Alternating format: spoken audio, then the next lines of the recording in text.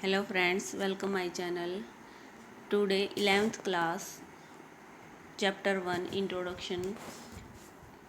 हमारे जो चैप्टर 1 है उसमें 11th क्लास का माइक्रो इकोनॉमिक्स का उसमें हमने अभी तक है वो देखा है कि जो इकोनॉमिक्स की डेफिनेशन देखी है और हमें ये देखा कि जो सेंट्रल प्रॉब्लम है 3 सेंट्रल प्रॉब्लम है इकोनॉमी की। उसके बाद हमने देखा कि पॉजिटिव इकोनॉमिक्स और नॉर्मेटिव इकोनॉमिक्स क्या है। अब हमारा जो टॉपिक है नेक्स्ट, हमारा जो हेडिंग है वो है positive economics and normative economics. इसे हम economics as a science, economic as a science है हम लेते हैं पॉजिटिव साइंस और नॉर्मेटिव साइंस। पॉजिटिव साइंस में को हम पॉजिटिव इकोनॉमिक्स और नॉर्मेटिव साइंस को हम नॉर्मेटिव इकोनॉमिक्स बोलते हैं। इसमें हमारा जो फर्स्ट है कि व्हाट इज़, क्या है, क्या था और क्या व्हाट विल बी और क्या होगा, ये हमारा पॉजिटिव वे में पॉजिटिव साइंस में हम पढ़ते हैं। और नॉर्मेटिव साइंस में हम पढ़ते हैं व्हाट ऑट टू बी, क्या होना चाहिए, व्हाट शुड हैपन, क्या घटित होना क्या घटित होगा, व्हाट शुड हैव हैपन्ड, क्या घटित होना चाहिए। ये हम इसमें पढ़ते हैं कि नॉर्मेटिव साइंस में कि क्या होना चाहिए और पॉजिटिव में है कि क्या है, मतलब जो फैक्ट है वो ट्रू है। नेक्स्ट है microeconomics and macroeconomics. Microeconomics में जो एडम स्मिथ है वो consider founder of the field of microeconomics. जो माइक्रो इकोनॉमिक्स के फाउंडर हैं वो एडम स्मिथ है। The term micro has been derived Greek word micros, जो टर्म है माइक्रो विच मीन स्मॉल, जिसका मीनिंग स्मॉल और ग्रीक वर्ड माइक्रोस से लिया गया है। Microeconomics is that part of economic theory which studies the behaviour of individual units of economy. Micro economics में हम जो पर्सन है उसके इंडिविजुअल बिहेवियर का है वो स्टडी करते हैं कि जो इंडिविजुअल फॉर्म है, इंडिविजुअल जो पर्सन है उसका बिहेवियर है वो इकोनॉमी में, उसकी स्टडी हम माइक्रो इकोनॉमिक्स में करते हैं। यानी एक जो व्यक्ति है उसकी स्टडी हम करते हैं कि जो एक पर्सन है उसकी चॉइस क्या है, उसका बिहेवियर क्या है किसी वस्तु को लेके, वो हम इंडिविजुअल की स्टडी माइक्रो में करते हैं। माइक्रो मीन स्मॉल लेवल पर हम स्टडी करते हैं माइक्रो इकोनॉमिक्स में। नेक्स्ट है हमारा मैक्रो इकोनॉमिक्स। मैक्रो मीन होता है लार्ज स्तर पर, यानी बहुत बड़े स्केल पर। जैसे हमारी नेशनल इनकम है कि हमारी पूरी कंट्री की नेशनल इनकम है, और जो माइक्रो है उसमें हम करते हैं कि एक हाउस होल्ड है उसकी जो एनुअल इनकम है, मंथली इनकम है वो क्या है। और माइक्रो में लेते हैं कि जो सभी हाउस होल्ड है उनकी जो एक साल के अंदर है वो इनकम है वो क्या है, मंथली इनकम क्या है। हम लार्ज स्केल पर, लार्ज स्तर पर मैक्रो में स्टडी करते हैं। The term macro has been derived Greek word macros, ये ग्रीक वर्ड मैक्रोस से लिया गया है जिसका मीन होता है लार्ज स्केल पर। Macro economics is that part of economics theory which studies the behaviour of aggregate of economy as a whole. एक पूरी एग्रीगेट इकोनॉमी की है ये स्टडी करता है एक होल स्तर पर। मैक्रो इकोनॉमिक्स में हम जितने भी सारे इंडिविजुअल हैं, जैसे ही हम स्टडी करते हैं कि क्लास में बहुत सारे स्टूडेंट हैं उसका बिहेवियर क्या है, या फिर नेशनल लेवल पर या फिर स्टेट लेवल पर हम जो स्टडी करते हैं किसी भी, जैसे पॉपुलेशन की स्टडी करते हैं, हम नेशनल इनकम की स्टडी करते हैं, वो मैक्रो लेवल पे होती है, लार्ज स्तर पर होती है। Interdependence of microeconomics and macro economics, यानी माइक्रो इकोनॉमिक्स और मैक्रो इकोनॉमिक्स इंटरडिपेंडेंस है, एक दूसरे पर निर्भर हैं। माइक्रो इकोनॉमिक्स के बिना हम मैक्रो इकोनॉमिक्स की स्टडी नहीं कर सकते और मैक्रो के बिना हम माइक्रो की स्टडी नहीं कर सकते। नेक्स्ट है हमारा central problem of an economy, जो एक इकोनॉमी है उसकी सेंट्रल प्रॉब्लम क्या है, यानी जो केंद्रीय समस्या है किसी इकोनॉमी में वो क्या है। Central problem that are focused by every economy, जो सेंट्रल प्रॉब्लम है वो जितनी भी इकोनॉमी है सभी के द्वारा फोकस की जाती है। व्हाट टू प्रोड्यूस, फर्स्ट हमारी व्हाट टू प्रोड्यूस, कि हम किसी भी जो इकोनॉमी है उसकी सेंट्रल प्रॉब्लम है कि वो क्या उत्पादन करे, और हाउ टू प्रोड्यूस, और किस जो तकनीक का सहारा लेके वो उसे प्रोड्यूस करे और किसके लिए वो प्रोड्यूस करे, फॉर हुम टू प्रोड्यूस, कि वो रिचर को ध्यान में रख के प्रोड्यूस करे अपना उत्पादन या फिर पुअर को ध्यान में रख के करे। ये सभी हमारी एक इकोनॉमी की सेंट्रल प्रॉब्लम है कि हमें क्या उत्पादन करना है, किसके लिए उत्पादन करना है और किस जो टेक्निक है उसका प्रयोग करके उत्पादन करना है। लेबर इंटेंसिव टेक्निक का यूज़ करना हमें या कैपिटल इंटेंसिव टेक्निक का यूज़ करना है। फर्स्ट है व्हाट टू प्रोड्यूस, हमारी जो फर्स्ट प्रॉब्लम है व्हाट टू प्रोड्यूस, कि हम क्या है वो प्रोड्यूस करें। आपको ये पिक्चर दिखाई दे रही है, इसमें कि हम लैपटॉप्स का प्रोडक्शन ज़्यादा करें या साइकिल्स का करें या हम क्लोथ्स का करें, पेन का करें। ये हमारी बहुत सारी जो हमारे पास चॉइसेस होती हैं कि उसमें से हमारी सिलेक्शन गुड्स और सर्विसेज का सिलेक्शन है किस आधार पर करें। To produce and the quantity to be produced of each selection commodity, कि हम कौन सी गुड्स और सर्विसेज का हम है वो प्रोडक्शन करें। जो कैपिटल गुड्स हैं उनका हम प्रोडक्शन करें या जो हमारी जो ज़रूरी वस्तुएं हैं नेसेसरी गुड्स हैं उनका प्रोडक्शन करें।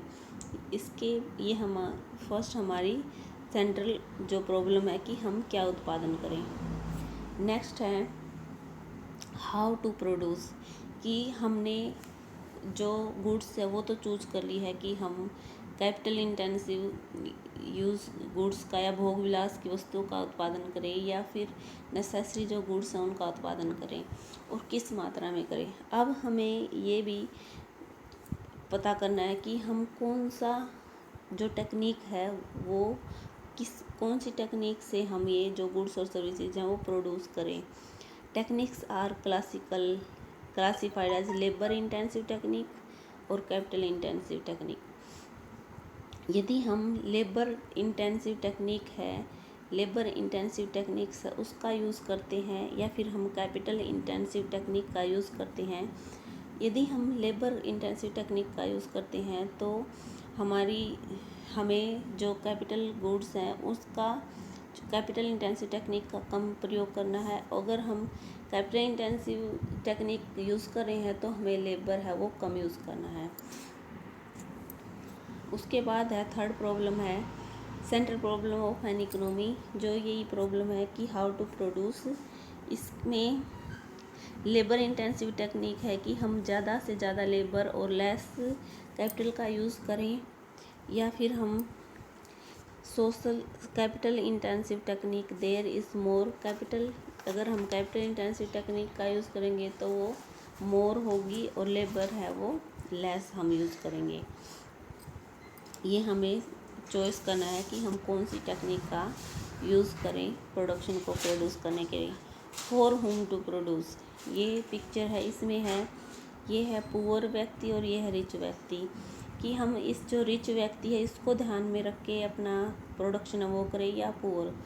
यहाँ तक हमें जहाँ तक इकोनॉमी की बात है हम देखते हैं कि ज़्यादातर इकोनॉमी है वो रिचर को ध्यान में रख कर है वो गुड्स और सर्विसेज का प्रोडक्शन करती है, क्योंकि जो 99 या 90% जो पैसा है वो रिचर के पास है। और जब कैपिटल इंटेंसिव टेक्निक का यूज़ होता है गुड्स और सर्विसेज का हम प्रयोग करते हैं कैपिटल इंटेंसिव का, तो वो थोड़ा महंगा होता है और जो रिचर होते हैं वो उनकी जो प्रेफरेंस होती है वो हाई प्रेफरेंस होती है कि वो किसी भी कमोडिटी पर जो हाई लेवल मनी है वो पे कर सकते हैं। इसलिए ज़्यादातर इकोनॉमी में रिचर को ध्यान में रखकर हम प्रोडक्शन को प्रोड्यूस करते हैं। This problem related to the distribution of production goods and services among the individual within the economy, selection of the category people who will ultimately consume goods, whether to produce goods for more poor या less rich, more rich या less poor। और अगर हमारी economy में 100% production हो रहा है तो 70% कोई भी इकोनॉमी रिचर को ध्यान में रख के प्रोडक्शन को प्रोड्यूस करती है, और 30% है वो पुअर को ध्यान में रख के जो नेसेसरी गुड्स होती हैं उन्हीं को ध्यान में रख के 30% है वो प्रोडक्शन करती है। नेक्स्ट है centre problem of an economy. The problem can be categorise under two main heads.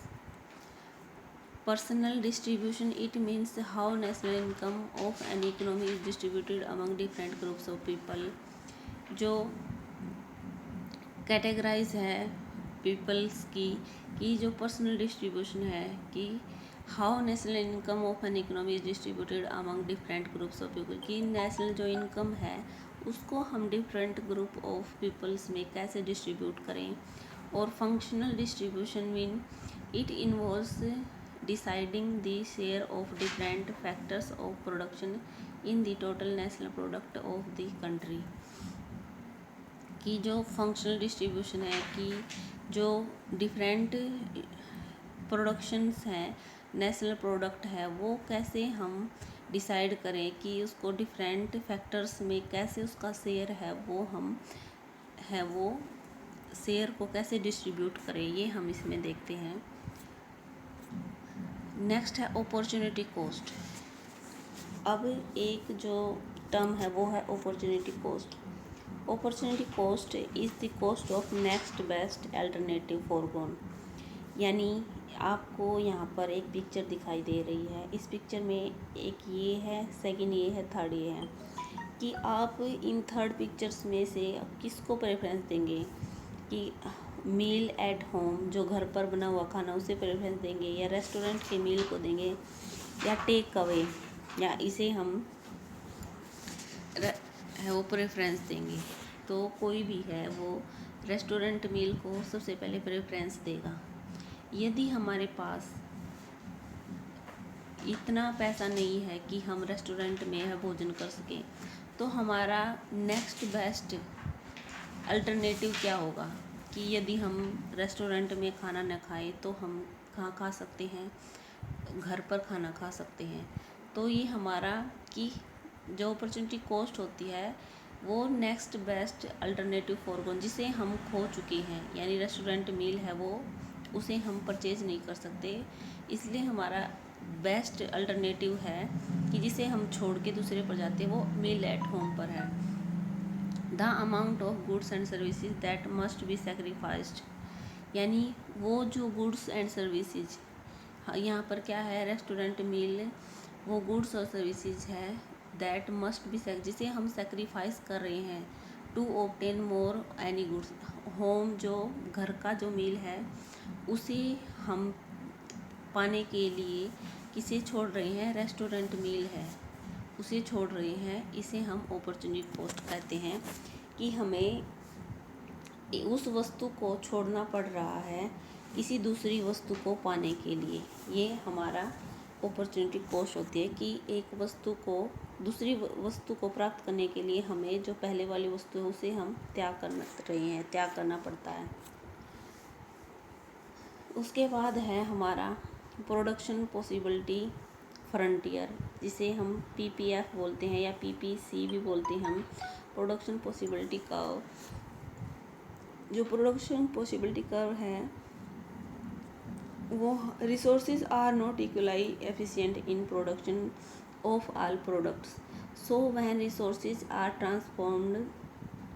transferred from production of one good to another, the productivity decreases, the level of technology is assumed to be constant। जो production possibility curve है वो हमें different combination को दिखाता है, और जो हम टेक्नोलॉजी है उसे हम कांस्टेंट मानते हैं कि जो हमारे पास रिसोर्सेज हैं उन्हीं से हम अपना जो प्रोडक्शन है वो कर रहे हैं। यानी जो टेक्नोलॉजी है ना तो हम घटा रहे हैं ना बढ़ा रहे हैं, टेक्नोलॉजी हमारे पास कांस्टेंट है, गिवन है, और 2 गुड्स का हम प्रोडक्शन करते हैं। Resources are not equally efficient production, यानी जो प्रोडक्शन के रिसोर्सेज हैं वो इक्वली एफिशिएंट नहीं है सभी प्रोडक्ट्स के लिए। When resources are transform from production one goods to another, यानी एक वस्तु का उत्पादन बढ़ाने के लिए हमें दूसरी वस्तु का सेक्रीफाइस है वो करना पड़ेगा। यानी एक वस्तु को और ज़्यादा प्रोड्यूस करने के लिए हमें दूसरी वस्तु का सेक्रीफाइस करना पड़ेगा, क्योंकि जो रिसोर्सेज है हमारे पास लिमिटेड हैं, स्केर्स हैं। उसके बाद है जो प्रोडक्शन पॉसिबिलिटी का वो है, इसमें हम लेते हैं कि मार्जिनल अपॉर्चुनिटी कॉस्ट है वो क्या होती है।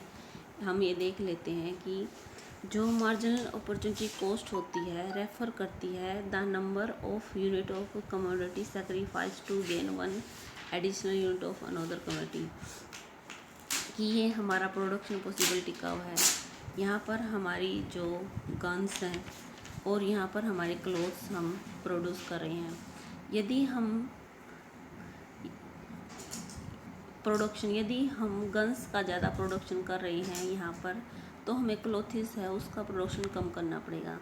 और जैसे ही हमें गन्स का प्रोडक्शन हम कम कर रहे हैं तो हमें क्लोथ्स का प्रोडक्शन है वो क्लोथ्स के और प्रोडक्शन को बढ़ाने के लिए हमें जो गन्स है उसका प्रोडक्शन कम करना पड़ेगा। इसलिए जो मार्जिनल अपॉर्चुनिटी कॉस्ट है कि हम एक वस्तु को ज़्यादा प्रोड्यूस करने के लिए, क्लोथ्स को ज़्यादा प्रोड्यूस करने के लिए जो गन्स है उसकी कितनी वस्तुएं, उसकी जो कितनी मात्रा है उसका हम सेक्रीफाइस कर रहे हैं। ये हमारी मार्जिनल अपॉर्चुनिटी कॉस्ट है कि एक वस्तु को ज़्यादा प्राप्त करने के लिए दूसरी वस्तु का हमें कितना सेक्रीफाइस करना पड़ा, इसे हम मार्जिनल अपॉर्चुनिटी कॉस्ट कहते हैं। In case of PPF MOC is always increasing, जो मार्जिनल अपॉर्चुनिटी कॉस्ट होती है वो इंक्रीजिंग होती है। More and more unit of a commodity have to be sacrificed to gain an additional unit of another commodity, कि हमें ज़्यादा से ज़्यादा सेक्रीफाइस करना पड़ता है, मोर एंड मोर कमोडिटी का सेक्रीफाइस करना पड़ता है यदि हम क्लोथ्स की जो एडिशनल यूनिट का हम प्रोडक्शन करना चाहते हैं। यानी जो क्लोथ्स है उसका तो हम गेन करना चाहते हैं और गन्स का हमें सेक्रीफाइस करना पड़ेगा। ये हमारी अपॉर्चुनिटी कॉस्ट होती है कि एक वस्तु को ज़्यादा उत्पादन करने के लिए दूसरी वस्तु की कितनी इकाइयों का हमें सेक्रीफाइस करना पड़ा। और एक और जो टर्म है प्रोडक्शन पॉसिबिलिटी कम में है वो है marginal rate of transformation. Marginal rate of transformation is the ratio of number of unit of a commodity sacrificed to gain an additional unit of another commodity, कि यहाँ पर मान लीजिए गन्स हैं और यहाँ पर क्लोथ्स। यहाँ पर यदि हम 15 जो गन्स है उसका उत्पादन कर रहे हैं, क्योंकि जो सारे रिसोर्सेज हैं वो हमने गन्स के उत्पादन में लगा दिए हैं, तो हमारे पास क्लोथ्स का उत्पादन करने के लिए जो रिसोर्सेज हैं वो अवेलेबल नहीं है, इसलिए हम जो क्लोथ्स का प्रोडक्शन है वो 0 है। यदि अब हम क्लोथ्स का प्रोडक्शन इंक्रीज़ करना चाहते हैं तो हमें गन्स का प्रोडक्शन को कम करना पड़ेगा। यदि हम गन्स का प्रोडक्शन 14 अगर के 14 गन्स हम प्रोड्यूस करते हैं तो हम 1 यूनिट है वो क्लोथ्स की एक्स्ट्रा प्रोड्यूस कर सकते हैं। इसलिए जो ये रेशो है कि 15 से हम 14 पर आए, ये जो रेशो है इसे हम MRT यानी मार्जिनल रेट ऑफ ट्रांसफॉर्मेशन बोलते हैं, कि एक यूनिट का उत्पादन एक्स्ट्रा करने के लिए हमारा जो गन्स का उत्पादन है उसमें किस अनुपात में वो कमी आई है, उसे हम MRT marginal rate of transformation में बोलते हैं। कि एक जो क्लोथ्स है उसको ज़्यादा प्रोड्यूस करने के लिए, बढ़ाने के लिए हमारा जो रेशो है वो कितना कम हुआ है, और ये रेशो है वो कांस्टेंट होता है। ज़्यादा अच्छे तरीके से हम जो हमारी नेक्स्ट स्लाइड है उसमें समझेंगे MOC क्या है और MRT क्या है। यहाँ पर जो प्रोडक्शन पॉसिबिलिटी फ्रंटियर कर्व है, इसमें ये एक टेबल है, इससे हम देखते हैं कि जो पॉसिबिलिटीज़ हैं हमारे पास, जो कॉम्बिनेशन है वो है ABCDEFG। और गन्स की जो यूनिट है, स्टार्टिंग में हम जो सारे के सारे रिसोर्सेज हैं गन्स को प्रोड्यूस करने में लगा दे रहे हैं, और बटर का जो प्रोडक्शन है वो ज़ीरो हो रहा है, और जो हमारी अपॉर्चुनिटी कॉस्ट है वो भी ज़ीरो है, कुछ भी नहीं है, और MRT है वो भी कुछ भी नहीं है, क्योंकि जो सारे के सारे प्रोडक्शन है हम गन्स को, जो हमारे रिसोर्सेज हैं गन्स को ही उत्पादन कर रहे हैं।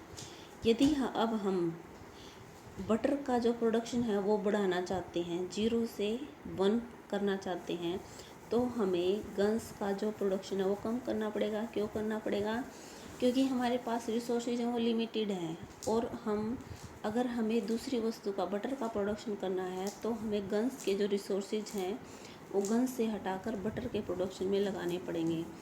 इसलिए यहाँ पर जो हमारी मार्जिन अपॉर्चुनिटी कॉस्ट है, जो हमें सेक्रीफाइस करना पड़ा, वो 1 यूनिट का करना पड़ा। इसलिए हमारी जो MOC है वो 1 है, और यहाँ पर जो रेशो है वो हमारा 1 है, और जो 1 × 1 यानी एक गन्स का प्रोडक्शन को बढ़ाने के लिए, एक बटर के प्रोडक्शन को बढ़ाने के लिए हमें गन्स के 1 है उसको कम करना पड़ा, एक जो उत्पादन है उसको कम करना पड़ा। अब हमारा जो, अगर हम बटर का अगर हम 2% है या 2% जो बटर को हम बढ़ाना चाहते हैं, तो हमें 20 से 18 है वो गन्स को कम करना पड़ेगा, 2% से कम करना पड़ेगा। यदि हम 3 बढ़ा रहे हैं बटर को, तो हमें 3% से कम करना पड़ेगा। अगर हम 4 है वो बटर का प्रोडक्शन कर रहे हैं, तो हमें 4% कम करना पड़ेगा। तो इसलिए जो हमारी मार्जिनल अपॉर्चुनिटी कॉस्ट है वो बढ़ती जाएगी, कि हम कितना सेक्रीफाइस है वो करते जा रहे हैं दूसरी जो गुड्स है उसका उत्पादन करने के लिए। और ये रेशो हमारा है वो, अगर हम 2% से गन्स को डिक्रीज़ कर रहे हैं, तो हम 1% से है वो बटर को बढ़ा रहे हैं। यानी यहाँ पर जो बढ़ाने वाला रेशो है वो 1 होगा, और जो कम करने वाला रेशो है वो जितने % से हम कर रहे हैं वो हमारी MRT है, कि गन्स में कितना चेंज आया है और बटर में कितना चेंज आया है। यहाँ पर जो चेंज है वो 1 है, सभी में आप देख सकते हैं, और यहाँ पर जो चेंज है वो MOC यानी इंक्रीजिंग रेट से बढ़ रहा है। ये हमारी टेबल है। इसके बाद हमारा जो PPF यानी प्रोडक्शन पॉसिबिलिटी कर्व है, इसे हम देखेंगे कि यहाँ पर हम बटर्स है उसको लेते हैं और यहाँ पर गन्स को लेते हैं। यदि हम स्टार्टिंग में 21 गन्स का प्रयोग कर रहे हैं, तो हम बटर का 0% प्रोडक्शन कर रहे हैं। जैसे ही हम 21 से 20 गन्स का हम प्रोडक्शन करते हैं, यानी जैसे ही हम बटर का प्रोडक्शन है 0 से 1 करते हैं, तो हमारा जो गन्स का प्रोडक्शन है 21 से 20 हो जाता है। और फिर अगर हम 2 बटर्स का और ज़्यादा प्रोडक्शन करते हैं, 3 का 4 का, तो हमारा जो गन्स का प्रोडक्शन है वो कम होता जाता है। यानी change in Y divide by change in X, यानी हमें Y की मात्रा को सेक्रीफाइस इन Y और इन गेन इन X, यानी X वस्तु को और ज़्यादा प्राप्त करने के लिए, गेन करने के लिए हमें Y वस्तु का कितना सेक्रीफाइस करना पड़ रहा है, ये हमें प्रोडक्शन पॉसिबिलिटी कर्व है वो शो करता है।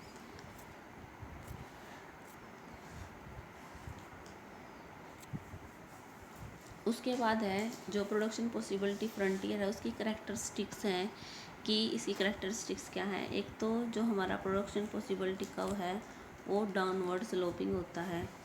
More of one goods can be produce by taking resources away from production of another goods, यानी जो इस वस्तु का, X वस्तु का प्रोडक्शन गेन करने के लिए हमें Y वस्तु की कितनी वस्तु का हम त्याग कर रहे हैं। As there exist an inverse relationship between change in quantity of one commodity and change in quantity of another quantity, यानी जो एक्स वस्तु को गेन करने के लिए हम वाई कमोडिटी का कितना सेक्रीफाइस करते हैं, ये हमें इनवर्स रिलेशन है वो बताता है कि एक्स को इंक्रीज़ करने के लिए हम वाई को डिक्रीज़ कर रहे हैं। PPF slopes downward from left to right. ये जो पीपीएफ स्लोप है ये लेफ़्ट टू राइट है, डाउनवर्ड स्लोप। उसके बाद है पीपीएफ जो हमारा प्रोडक्शन पॉसिबिलिटी कर्व है ये कनकेव शेप का है।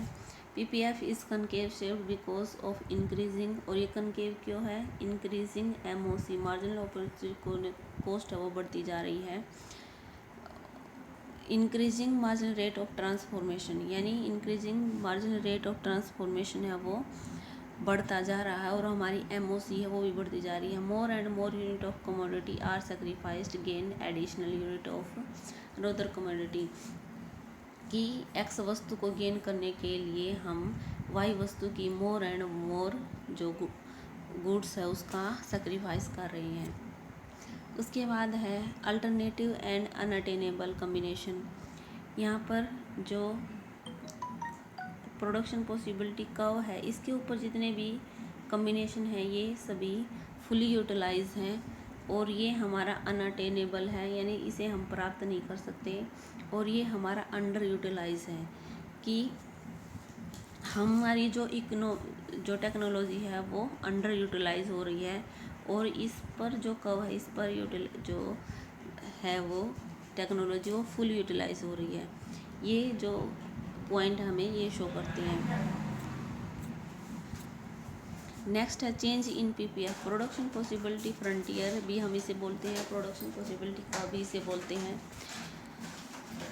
The change in PPF indicates either an increase and decrease in the productive capacity of the economy.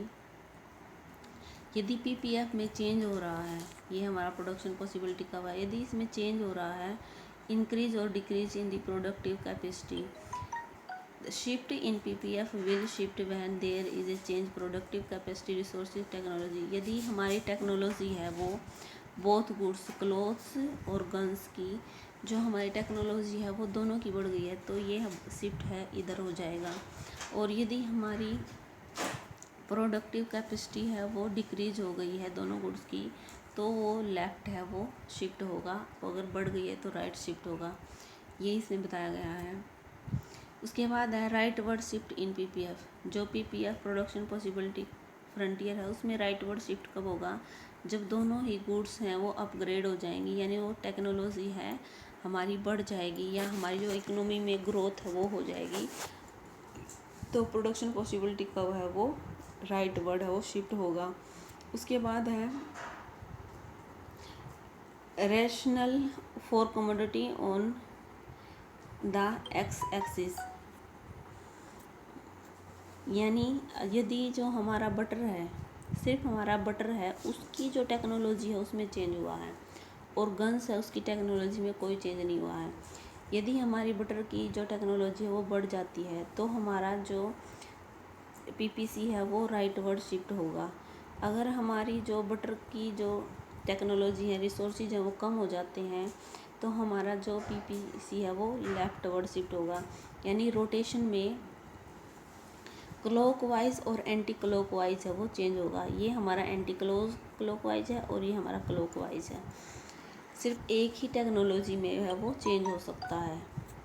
उसके बाद अब हमारी जो बटर है उसकी टेक्नोलॉजी है वो है कांस्टेंट है, और जो गन्स है उसकी टेक्नोलॉजी में चेंज हो रहा है, तो हमारी जो गन्स है उसकी जो टेक्नोलॉजी में यदि वो बढ़ रही है गन्स की टेक्नोलॉजी तो ये राइट वर्ड रोटेट करेगा, अगर कम हो रही है तो ये लेफ्ट वर्ड रोटेट करेगा। ये हमारी आज की वीडियो थी जिसमें हमने 11th क्लास की जो इंट्रोडक्शन चैप्टर है फर्स्ट वो हमने कंप्लीट किया है 2 पार्ट्स में, फर्स्ट पार्ट और ये सेकंड वीडियो है सेकंड पार्ट। अगर आपको वीडियो अच्छी लगे इन्फॉर्मेटिव लगे like share subscribe my channel. Thank you for watching my video.